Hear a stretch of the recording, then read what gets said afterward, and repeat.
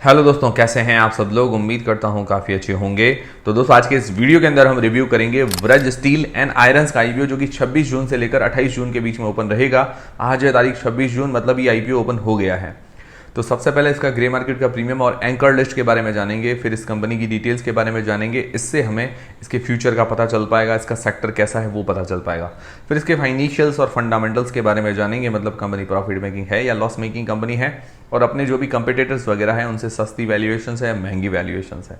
फिर इस आईपीओ की डिटेल्स के बारे में जानेंगे। अंत में हम जानेंगे कि क्या इस आईपीओ में अप्लाई करना चाहिए, नहीं करना चाहिए, और करें तो लिस्टिंग गेन्स के हिसाब से या लॉन्ग टर्म के हिसाब से। सारी चीज़ें हम क्लियर करेंगे इस वीडियो के अंदर। वीडियो शुरू करने से पहले दोस्तों, टेलीग्राम, इंस्टाग्राम और फ्री में डीमेट अकाउंट सबके लिंक डिस्क्रिप्शन के अंदर आपको मिल जाएगी। सबसे पहले इसका ग्रे मार्केट के प्रीमियम की बात करें तो 30% के आसपास इसका ग्रे मार्केट का प्रीमियम आज की तारीख में बता रहा है। ग्रे मार्केट के वैसे पूरे भरोसे नहीं रहना चाहिए, एक अंदाज़ा मानकर ही इसको चलना चाहिए, क्योंकि ये क्या है कि भाई ऑफलाइन जो मार्केट होता है वहाँ क्या है कि भाव चल रहा होता है कि भाई कौन एक एप्लीकेशन पे कितना भाव देने के लिए, वो चीज़ है। तो उसको एक अंदाजा मानकर ही चले। 60 रुपये पर शेयर, 72 शेयर का लॉट है, 4320 रुपये जैसा एक लॉट पर, मतलब लगभग 30%। ठीक है, अब बात करें इसके एंकर लिस्ट की, तो एंकर लिस्ट आ चुकी है। 51 करोड़ रुपए, लगभग 51 करोड़ रुपीस एंकर इन्वेस्टर्स के द्वारा जुटाए गए हैं। और इस एंकर लिस्ट के अंदर कोई ज़्यादा बड़े नाम शामिल नहीं है। अगर इंडियन म्यूचुअल फंड्स की बात कहें, जो बड़े नाम हैं वो कोई भी शामिल नहीं है। एफआईआईज फॉरेन इन्वेस्टर्स की बात करें तो कोई बड़े नाम शामिल नहीं है। और डीआईआईज हैं, मतलब कुछ डीआईआईज, छोटे डीआईआईज हैं, मतलब इंडियन इन्वेस्टर्स हैं। तो एंकर लिस्ट कुछ खास नहीं है, 2 से 3 रेटिंग दे सकते हैं 10 में से। हालांकि छोटा इश्यू साइज और छोटी एंकर लिस्ट के कारण क्या कि हो सकता है बड़े एंकर इन्वेस्टर्स शामिल ना हुए हों। फिर इस कंपनी की डिटेल्स के बारे में बात करें तो कंपनी 2004 के अंदर इनकॉर्पोरेट हुई थी। करीब करीब 20 साल हो गए हैं कंपनी को अपने ही सेक्टर के अंदर। ये कंपनी क्या करती है, तो स्पंज आयरन है, एमएस बिलेट्स है और टीएमटी बार्स है। तो ये क्या होता है, स्पंज आयरन एक टाइप के लोहे के टुकड़े होते हैं, डायरेक्ट जो आयरन और होता है उससे मिलते हैं। ठीक है, फिर MS billet mild steel billets, मतलब एक टाइप के पूरा बार होता है माइल्ड स्टील का, जो कि अलग अलग यूज़ के अंदर आता रहता है, मतलब अलग अलग इंडस्ट्री के अंदर जाता है। फिर टीएमटी बार्स जो सरिये होते हैं, सरिया जो छत वगैरह के अंदर हम काम में लेते हैं। तो ये सारी चीज़ें ये मैन्युफैक्चर करती है। बढ़िया काम है, डिमांडिंग काम है। इसकी 2 मैन्युफैक्चरिंग यूनिट्स है छत्तीसगढ़ में, एक तो रायपुर, एक बिलासपुर के अंदर। बढ़िया बात है। फिर 2,31,600 टन पर ईयर का इसकी कैपेसिटी, इतनी मैन्युफैक्चरिंग ये कर सकती है। तो ये सेक्टर बढ़िया है, डिमांडिंग सेक्टर है और ये कम्पिटिटिव सेक्टर भी है, मतलब इसके अंदर कंपटीशन भी खूब है। और इसके अंदर क्या है कि जो भाव है, लोहे के भाव ऊपर नीचे होते रहते हैं। फिर दोस्तों फाइनेंशियल्स की बात करें, 2021 से 2023 तक दिए गए हैं और दिसंबर 2023 मतलब 6 महीनों के और दिए गए हैं FY24 के।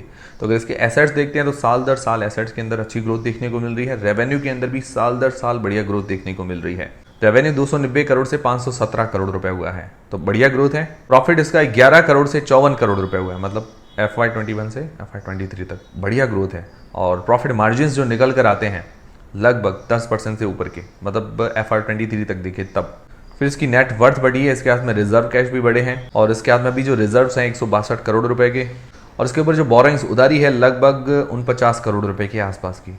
तो आईपीओ से पैसे जुटाएगी जो फ्रेश इशू के जरिए, पूरा का पूरा फ्रेश इशू है, उससे लगभग 70 करोड़ रुपए अपनी उधारी चुकाने के अंदर काम में लेगी। काफ़ी अच्छी बात है। उसके अलावा बाकी पैसा अपनी कंपनी की ग्रोथ के लिए काम में ले रही है। तो आईपीओ के बाद ये डेट फ्री कंपनी हो जाएगी, ये काफ़ी अच्छी बात लगी। फिर आरओई 23% की है, आरओसी है 25% के आसपास, तो बहुत ही बढ़िया है। मिनिमम 15% हो तो बढ़िया मानी जाती है इसकी, 23 और 25% बहुत बढ़िया है।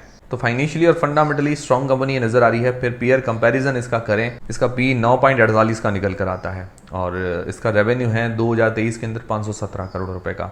रेवेन्यू के हिसाब से अगर अपने जो पीयर्स थे देखें तो सबसे छोटी कंपनी है ये, और अपने पीयर्स के मुकाबले काफ़ी सस्ती वैल्यूएशंस पा रही है। बाकी उनके अलावा इसकी ROE, ROC, return on net worth बाकी सारी कंपनी से थोड़ी अच्छी है। तो वैल्यूएशंस वाइज देखें तो ठीक है। फिर दोस्तों इस आईपीओ की डिटेल्स के बारे में बात करें तो 26 जून से लेकर 28 जून के बीच में आईपीओ ओपन रहेगा।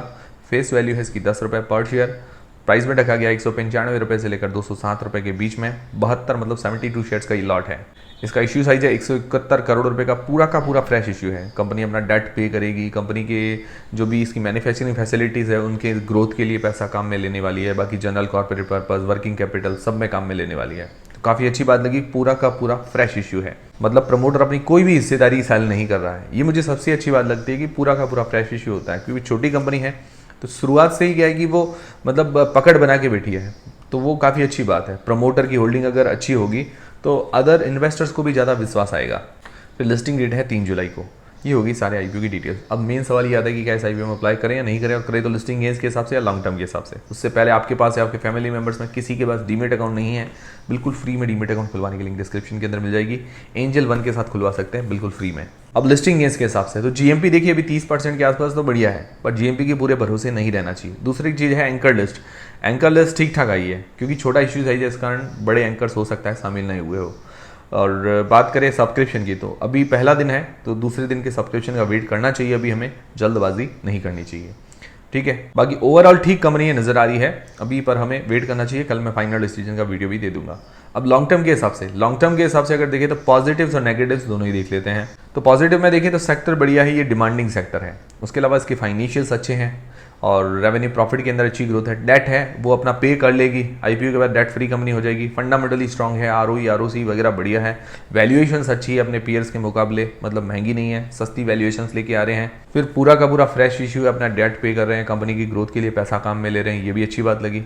तो मतलब ओवरऑल देखें तो पॉजिटिव्स काफ़ी अच्छे हैं। कंपनी वाइज देखें तो एक बैलेंस बढ़िया कंपनी नजर आ रही है। नेगेटिव में बात करें तो इसका सेक्टर जो है थोड़ा सा कम्पिटिटिव है, तो अपनी जो ग्रोथ है उसको लगभग मेंटेन रखना पड़ेगा।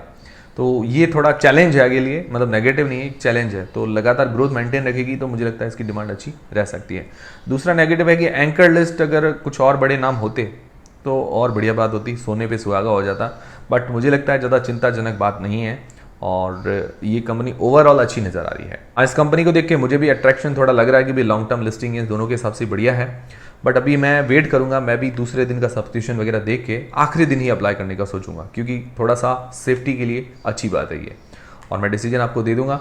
और आप लोग क्या इस आईपीओ में अप्लाई करेंगे नहीं करेंगे मुझे कमेंट करके ज़रूर बताइएगा। और ये वीडियो देखने के बाद आपका कन्फ्यूजन दूर हुआ है इस आईपीओ को लेकर तो वो भी लाइक जरूर कीजिएगा। और कोई भी आईपीओ में अप्लाई करे तो अपनी रिस्क और अपना एनालिसिस लगा के करें। मेरी तरफ से किसी भी आईपीओ में अप्लाई करने के लिए कोई भी डिसीजन नहीं है। टेलीग्राम इंस्टाग्राम फ्री में डीमोट अकाउंट सबके लिंक डिस्क्रिप्शन के अंदर है। मिलते हैं दोस्तों अगले वीडियो के अंदर।